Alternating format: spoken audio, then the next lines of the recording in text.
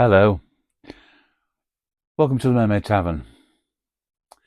Slàinte Skål, Yakida, Salute, bottoms up. Mm. Chin as well. Mm.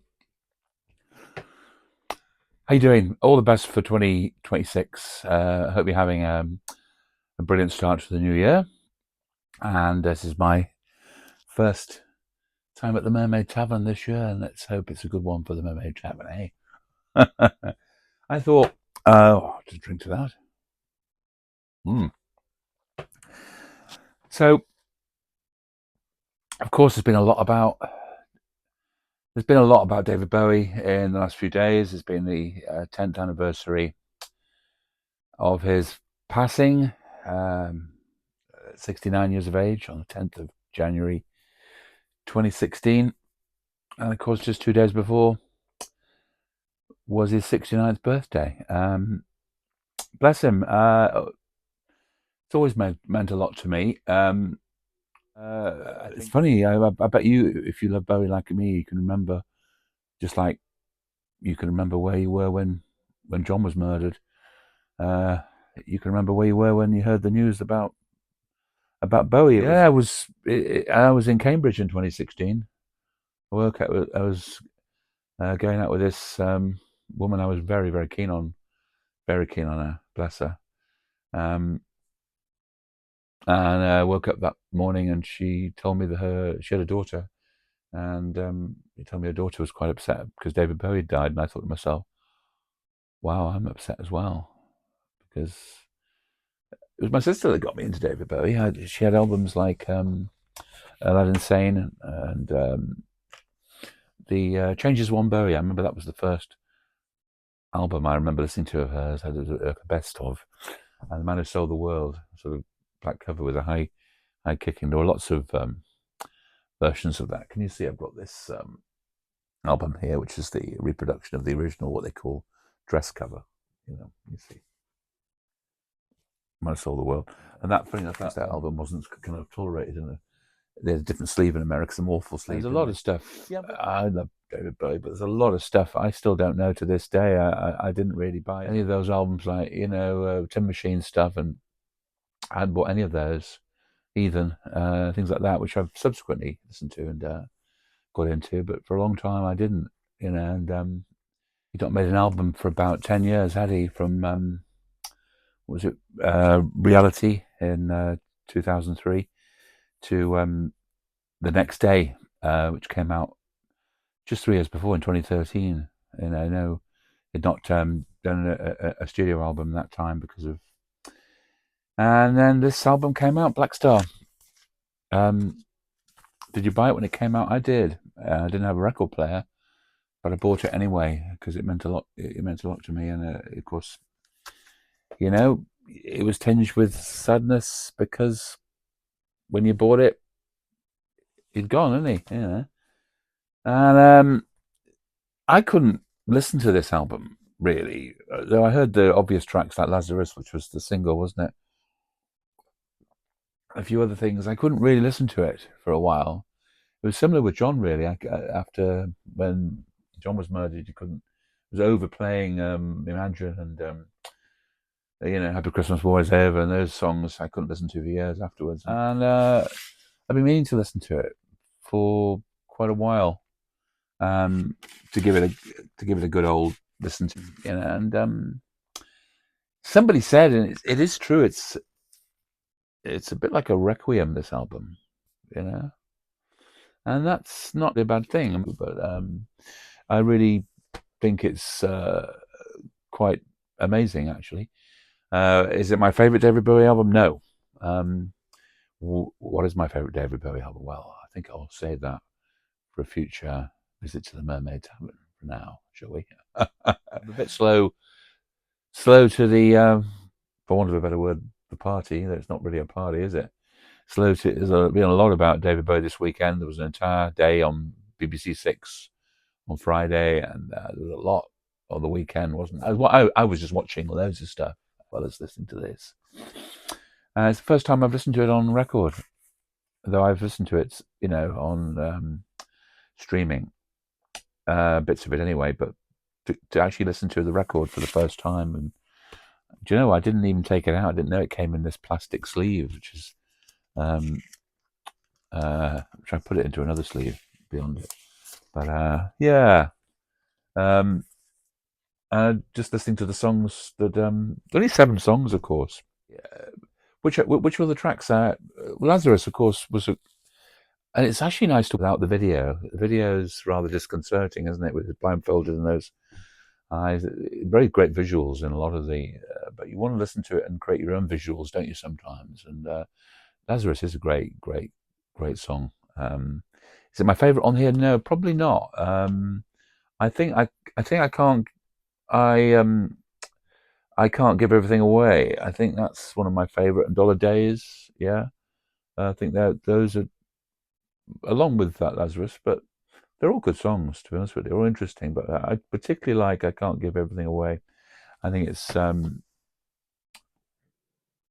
there with David's greatest, I think. And the title track, Blackstar, too. How many times does an angel fall? He cried aloud into the ground. I'm a black star at the center of it all. At the center of it all. Block out hawks with flowered muse, skull designs upon my shoes. If I never see English evergreens. Oh, it's beautiful. Dark Star. Bless you, David. Shit, somebody said that if you shine a light on the sleeve, you can. If you shine a light through the, you see. Oh yeah, you can look. You can see the stars. You can see the stars through the album.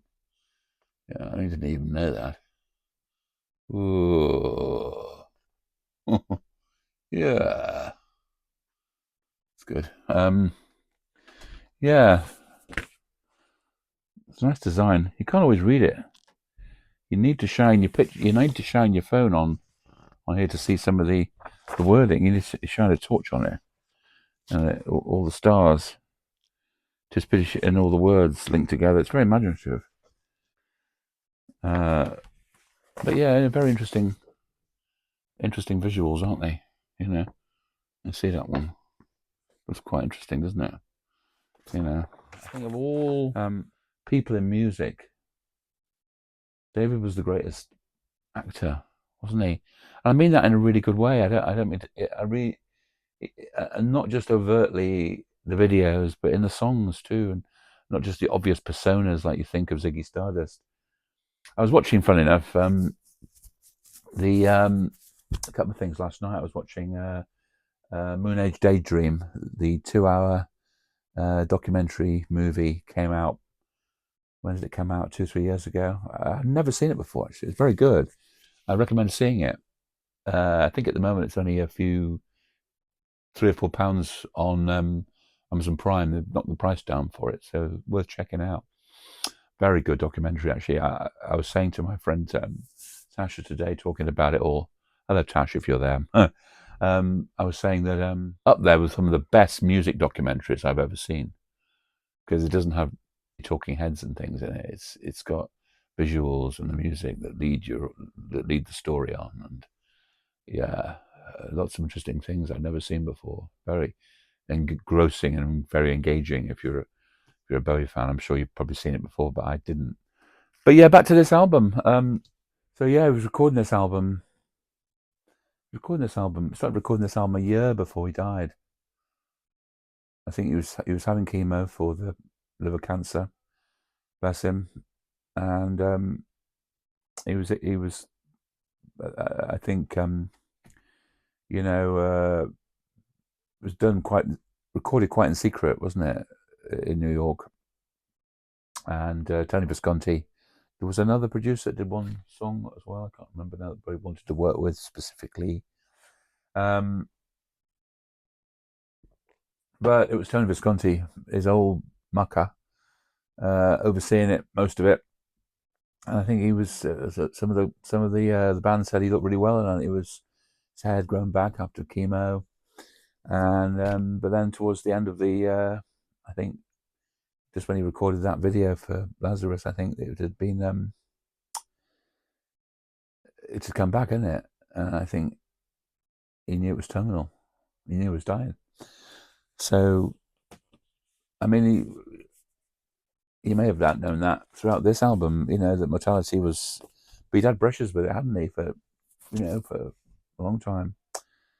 I just love him. I love David Bowie. I really do. He's always been important to me. I'm sure he's been important to you. Saw him live at the Glass Spider tour, 87 Wembley. I'm glad I saw him there. Another opportunity to see him, but I couldn't go. I remember Corporation Hall, Birmingham, in the 90s. I had to pull out because of illness, or my leg, something like that. I was talking to you today about that, Tash, wasn't I? It's always been a big regret that I only saw David Bowie once. I would love to have seen him again in a small, intimate setting as well. Yeah, I'm gonna go and listen to this again. I mean, it's uplifting. I don't think you always listen to something that's going to be like get you in a good mood, and it doesn't put me in a bad mood either. It makes me sad and reflective, but some of the best creative music, it does make you a bit melancholy, and it's quite jazzy in places. Lots of sax on it. There's a lot of heavy use of sax on here, actually, which Bowie was always fond of, wasn't he? I mean, I think of Absolute Beginners, which is one of my absolute all-time favourite David Bowie songs, even though it was very late in the day, and it's probably not fashionable to say that that's one of your favourites, something off low or something is quite... I've noticed that with people that are Bowie, they're a bit snobbish about, that's not, that's my favourite song. It's something very well, not well, but I think he was a performer for a lot of people and appealed to a lot of people in different ways. And I think he was a huge, huge, important talent, and as important as Lennon, really. And I think this is a remarkable album. I really do, a remarkable album. Truly remarkable, magnificent, really. And it will sit well with his legacy. It really will. But that's it for now. I'm going to let you go. Bless you for spending some time with me at the Mermaid Tavern. Will I see you again? Well, I sincerely hope I do. Chin chin.